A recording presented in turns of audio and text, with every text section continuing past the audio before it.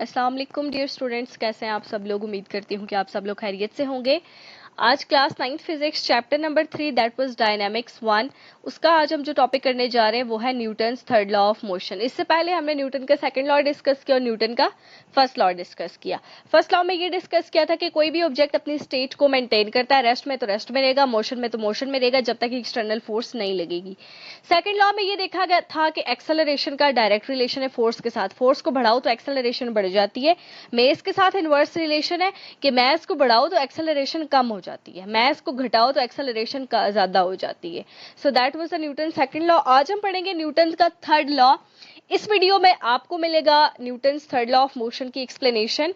आपने अगर इस एज अ लॉन्ग क्वेश्चन ये बोर्ड में आ जाता है तो आप इसको किस तरह से अटेम्प्ट कर सकते हैं, वो पूरे complete notes in the form of screenshot.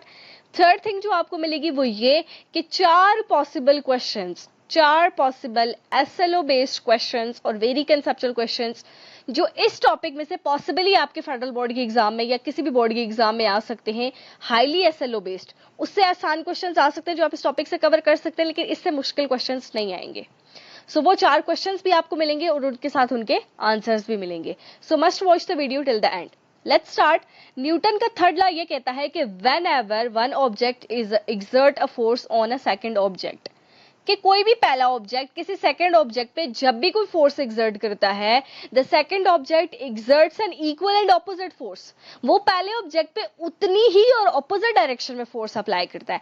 For example, अगर हमारे पास ये फोर्स है एफ ए बी वो फोर्स है जो ऑब्जेक्ट ए अप्लाई करता है ऑब्जेक्ट ए बी पे, तो हमारे पास ये इक्वल होगी -FBA।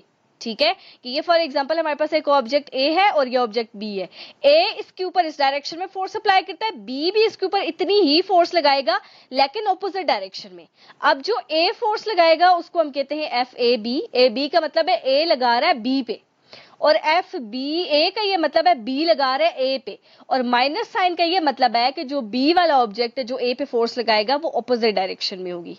फॉर एग्जाम्पल हमारे पास जब आप क्या करते हैं, बॉल को किक करते हैं, फॉर एग्जांपल आपका एक्शन क्या होता है, यहाँ पे foot applies force on ball. आप अपने पांव से बॉल के ऊपर फोर्स अप्लाई करते हैं, ठीक है, और बॉल भी वही इक्वल फोर्स वापस आपके ऊपर आपके पांव पे भी लगाता है, इसलिए कभी कभी आपका पांव हर्ट भी हो रहा होता है। ठीक है, या फॉर एग्जाम्पल एक और आप एग्जाम्पल ले लें कि जैसे फॉर एग्जाम्पल अगर आप वॉल को किक करें, ठीक है, ये वॉल है, इसको आप पुश करें, you are pushing the wall.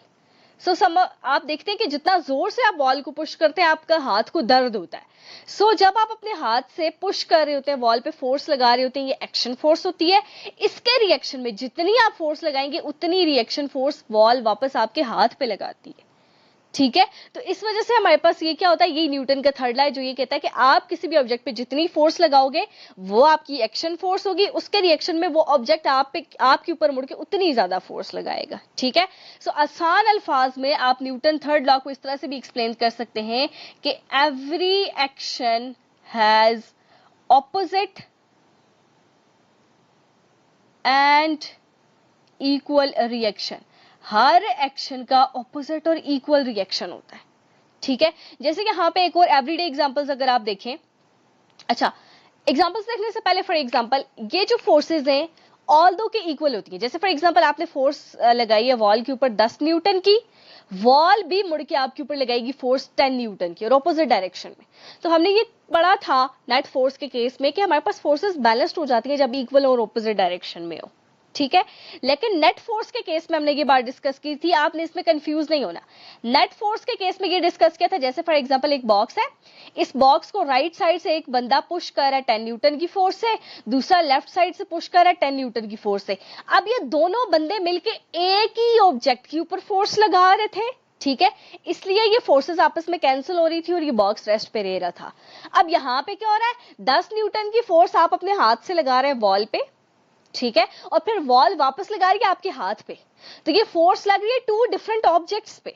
क्योंकि ये डिफरेंट ऑब्जेक्ट्स पे अप्लाई होती है इसलिए ये फोर्सेस आपस में कैंसिल आउट नहीं होती। ठीक है, ये मेन पॉइंट है, आपने इसको माइंड में रखना है। आफ्टर दैट जब आप जंप करते हैं क्या होता है, जब भी आप जंप करना चाहते हैं आप पहले थोड़ा सा अपना वेट ग्राउंड के ऊपर आप थोड़ी सी फोर्स लगाते हैं। For example this is your ground, आप क्या करेंगे, ग्राउंड के ऊपर फोर्स लगाएंगे। अब जितना ही ज्यादा आप ग्राउंड के ऊपर फोर्स लगाएंगे इतनी ज्यादा ग्राउंड आपके ऊपर फोर्स लगाएगा, और जब ग्राउंड आपके ऊपर फोर्स लगाएगा या आपको पुश करेगा तो आपका लेवल राइज करेगा ग्राउंड से और आप जंपिंग कर सकते हैं। इसी तरह से रॉकेट लॉन्चिंग है। रॉकेट कैसे मूव करता है, जैसे बलून है फॉर एग्जांपल, ये मेरे पास बलून है, इसको आप रॉकेट समझे, ठीक है। इसमें मैंने एयर फिल की भी और ये इसकी नोजल है जहां से ये ओपन है। अब आप इसको नीचे से ऊपर की तरफ रिलीज करें, क्या होगा, इसके अंदर से एयर के पार्टिकल्स, ये इसके अंदर जो एयर फिल हुई है वो डाउनवर्ड डायरेक्शन में रिलीज होगी, और ये जो एटमॉस्फेयर की एयर है उसके ऊपर डाउनवर्ड डायरेक्शन में फोर्स लगाएगी। ये जो डाउनवर्ड डायरेक्शन में फोर्स लगेगी एटमॉस्फेयर की एयर पे, ये होगी एक्शन फोर्स। इसके रिएक्शन में जो एटमॉस्फेयर की एयर है वो बलून के ऊपर फोर्स लगाएगी अपवर्ड डायरेक्शन में, और बलून अपवर्ड डायरेक्शन में मूव करेगा। सेम यही होता है रॉकेट लॉन्च में। रॉकेट क्या करता है, रॉकेट की बैक साइड से डाउनवर्ड डायरेक्शन में गैसेस रिलीज हो रही होती हैं।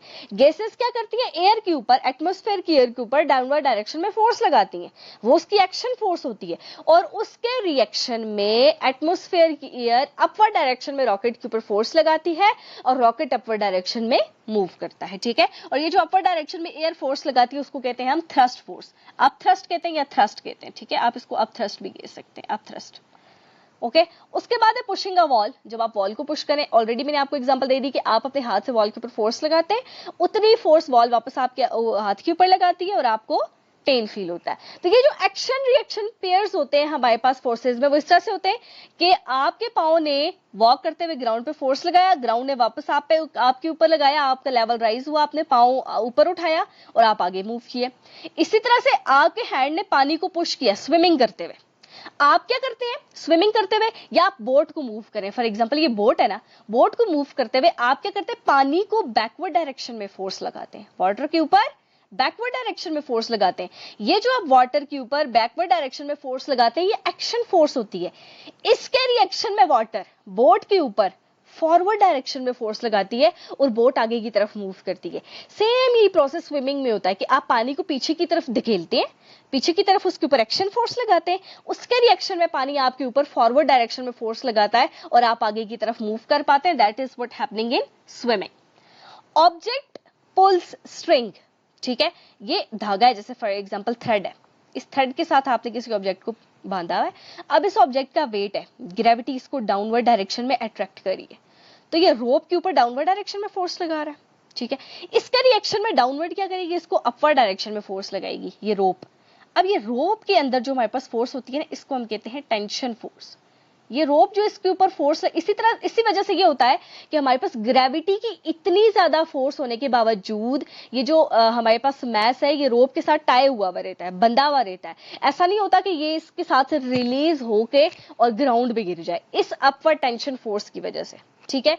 या आपने बुक को टेबल के ऊपर छोड़ा हुआ है, ये बात हमने पहले भी एक वीडियो में डिस्कस की कि दो सॉलिड ऑब्जेक्ट के दरमियान नॉर्मल फोर्स होती है। अब बुक का एक वेट है, ग्रेविटी उसको अट्रैक्ट कर रही है, ऐसा नहीं होता कि बुक टेबल को क्रॉस करके नीचे आ जाए। क्यों, क्योंकि टेबल उसके ऊपर एक अपवर्ड डायरेक्शन में फोर्स लगा रहा होता है जो होती है टेंशन फोर्स। अब जितना बुक का वेट है उतनी डाउनवर्ड डायरेक्शन में ग्रेविटी लगेगी, जितनी ग्रेविटी लगेगी उतनी अपवर्ड डायरेक्शन में नॉर्मल फोर्स लगेगी, ठीक है। सो ये उसकी हो जाएगी रिएक्शन फोर्स। इस वजह से हमारे पास बुक क्या रहेगी, बैलेंस रहेगी, ठीक। तो यहाँ पे हमें जो दो न्यू फोर्सेस के बारे में हमने यहाँ से डिस्कस किया जो हमें न्यूटन का थर्ड लॉ बताता है। पहली बात तो उसने बताया एक्शन और रिएक्शन इक्वल और ऑपोजिट है, इसी वजह से हमारे पास यूनिवर्स इतनी बैलेंस है। सेकंड चीज उसने बताया कि नॉर्मल फोर्स क्या होती है, नॉर्मल फोर्स हमारे पास दो सॉलिड बॉडीज के दरमियान होती है ताकि वो एक दूसरे के अंदर से पास ना कर सके। जैसे बुक को आपने टेबल के ऊपर रखा हुआ है तो बुक टेबल के अंदर से पास करके नहीं निकल सकती, इसी तरह से आप बुक को एयर में रख लें या पानी में रखें वो उसके अंदर से पास करके नीचे चली जाएगी क्योंकि वहां नॉर्मल फोर्स नहीं होती, ठीक। टेंशन फोर्स स्ट्रिंग में होती है, सेम वही नॉर्मल फोर्स वाला काम करती है, ठीक है। स्ट्रिंग में या रोप में या केबल में कि पुलिंग के लिए काम आती है, आपने रोप के साथ किसी चीज को बांधा हुआ है, ठीक है। अब वो जो ऑब्जेक्ट है उसका डाउनवर्ड डायरेक्शन में एक फोर्स लग रही है जो वेट है ग्रेविटी की वजह से, अर्थ उसको अपनी तरफ खींच रही है। अब उतनी स्ट्रॉन्ग ग्रेविटी के बावजूद वो ऑब्जेक्ट अपनी वो जो टाई हुआ होता है, बंधा हुआ होता है, उस चीज को रिलीज करके नीचे नहीं आता। क्यों, क्योंकि आपके पास रोप उसको अपर डायरेक्शन में पुल कर रही है, दैट इज टेंशन, ठीक। तो न्यूटन थर्ड लॉ आपको क्या हेल्प करता है, helps explain how motion and support forces work in real life, कि रियल लाइफ में किस तरह से चीजें बैलेंस्ड हैं। फोर्सेस हमेशा पेयर में होती हैं और दो डिफरेंट ऑब्जेक्ट्स पे अप्लाई होती हैं, इसलिए कैंसिल नहीं होती, ठीक है। और जो नॉर्मल और टेंशन फोर्सेज हैं ये हमेशा रिएक्शन होती है, रिएक्शन के इंटरेक्शन से रिएक्शन फोर्स होती है। ठीक, आई होप कि ये आपको क्लियर हो गया होगा। अब आते हैं हम क्वेश्चंस की तरफ कि इस टॉपिक में से हमारे पास क्या possible 4 SLO based highly conceptual questions जो आ सकते हैं, इससे इजी आ सकते हैं, वो आप इजीली कर सकते हैं। ठीक है, if two objects equal exert equal and opposite force on each other, दो ऑब्जेक्ट एक दूसरे के ऊपर इक्वल और ऑपोजिट फोर्स लगाते हैं तो एक दूसरे को कैंसिल क्यों नहीं करते, रेस्ट में ऑब्जेक्ट क्यों नहीं होता। जैसे हमने नेट फोर्स के केस में पढ़ा था, ऊपर भी एक्सप्लेन किया कि बॉक्स है, एक साइड से यूं 10 न्यूटन की फोर्स लगे, एक साइड से यूं 10 न्यूटन की फोर्स लगे तो बॉक्स मूव ही नहीं करेगा। या बॉक्स की समझ नहीं आ रही, दो दोस्त ने अपने तीसरे दोस्त को दरमियान में खड़ा किया हुआ है, एक दोस्त उसको अपनी तरफ खींच रहा है, दूसरा दोस्त अपनी तरफ खींच रहा है, दोनों बड़े बहादुर हैं, दोनों बिल्कुल बराबर स्ट्रॉन्ग है, दोनों उसको फोर्स लगा रहे हैं। अब दरमियान वाला जो बंदा दोस्त है वो मूव नहीं करेगा क्योंकि दोनों उसको ऑपोजिट डायरेक्शन में सेम फोर्स से मूव करें। तो यहाँ पे फोर्सेस क्या होती है, कैंसिल हो जाती है। लेकिन न्यूटन थर्ड लॉ के केस में क्यों नहीं कैंसिल होती, न्यूटन थर्ड लॉ के केस में इसलिए नहीं कैंसिल होती, वो दो डिफरेंट ऑब्जेक्ट पे अप्लाई होती हैं। यहाँ पे जब दोस्तों की बात है तो दोनों दोस्त अपने एक ही दोस्त पे फोर्स लगा रहे हैं, यहाँ पे दोनों साइड से 10 न्यूटन फोर्स एक ही बॉक्स पे अप्लाई हो रही है। लेकिन न्यूटन थर्ड लॉ के केस में, जैसे फॉर एग्जाम्पल अगर आप पानी के ऊपर बोट, जब आप बोट को मूव करा रहे हैं, पानी के ऊपर पीछे की तरफ फोर्स लगाते हैं तो एक्शन फोर्स पानी पे है, रिएक्शन फोर्स बोट पे है। एक्शन क्या होता है कि आप पानी पे फोर्स लगाते हैं, रिएक्शन में पानी बोट के ऊपर फोर्स लगाता है। दो डिफरेंट ऑब्जेक्ट पे क्योंकि फोर्स अप्लाई होती है इसलिए हमारे पास फोर्सेस कैंसिल नहीं होती। ठीक, बुक टेबल पे अप्लाई हुई है, यहां पे न्यूटन का थर्ड लॉ कैसे अप्लाई होगा, बुक टेबल पे अप्लाई हुई है तो बुक का वेट है, उसका डाउनवर्ड डायरेक्शन में फोर्स लग रही है, ग्रेविटी उसको खींच रही है, उसके रिएक्शन में ताकि हमारे पास जो बुक है वो टेबल को क्रॉस करके नीचे ना आ जाए, उसके रिएक्शन में टेबल उसके ऊपर उतनी ही, जितना ग्रेविटी उसको अट्रैक्ट करती है उतनी ही उसके ऊपर अपवर्ड डायरेक्शन में एक फोर्स लगाता है टेबल, जिसको हम कहते हैं नॉर्मल फोर्स। अब एक साइड बुक रखी हुई है और एक साइड 10 kg का स्टोन रखा हुआ है, तो आप बताएं 10 kg के स्टोन के ऊपर नॉर्मल फोर्स ज्यादा लगेगी। और अगर आपके पास फॉर एग्जांपल प्लास्टिक के टेबल है तो 10 kg का स्टोन जब आप उसके ऊपर रखेंगे तो माइट पॉसिबल के प्लास्टिक का जो टेबल है वो टूट जाए या थोड़ा सा ऐसे नीचे बेंड हो जाए। क्यों, क्योंकि प्लास्टिक का टेबल इतनी फोर्स, इतनी नॉर्मल फोर्स नहीं लगा सकता। अगर फॉर एग्जांपल आपके पास कोई हैवी टेबल है, ठीक है, आयरन का टेबल है, उसके ऊपर आप 10 kg का रखें स्टोन, तो वो उतनी ही उसके ऊपर नॉर्मल फोर्स लगा सकता है जितनी फोर्स से ग्रेविटी उसको अट्रैक्ट करी है। ठीक है, सो हमारे पास इस तरह से स्टेबिलिटी आती है। रॉकेट कैसे मूव करता है, रॉकेट क्या करता है, रॉकेट में से जो हमारे पास गैसेस है वो डाउनवर्ड डायरेक्शन में मूव करती हैं, तो वो एटमॉस्फेयर के पार्टिकल्स के ऊपर डाउनवर्ड डायरेक्शन में एक्शन फोर्स लगाती हैं, जिसके रिएक्शन में एटमॉस्फेयर के पार्टिकल्स रॉकेट के ऊपर अपवर्ड डायरेक्शन में फोर्स लगाते हैं, जिसकी वजह से रॉकेट ऊपर अपवर्ड डायरेक्शन में मूव करता है। जंपिंग के दौरान कैसे न्यूटन थर्ड लॉ अप्लाई होता है, मैंने बताया, पहले आप ग्राउंड के ऊपर फोर्स लगाते हो, एक्शन, ग्राउंड आपके ऊपर फोर्स लगाता है अपवर्ड डायरेक्शन में, आपका लेवल राइज करते हो और आप जंप करते हो। लेकिन क्या होगा कि अगर ग्राउंड फ्रिक्शन लेस है, अगर ग्राउंड फ्रिक्शन लेस है तो फिर आप स्लिप हो सकते हैं। ठीक है, फिर आपके ऊपर जो रिएक्शन फोर्स है वो प्रॉपर्ली नहीं लगेगी, ठीक है, और आप प्रॉपर्ली जंप नहीं कर पाओगे। That is what we have all about the Newton's third law of motion. I hope कि ये आपको क्लियर हो गया होगा। स्टिल अगर आपको कोई क्वेश्चन हो तो आप कमेंट बॉक्स में पूछ सकते हैं। Thank you, Allah Hafiz.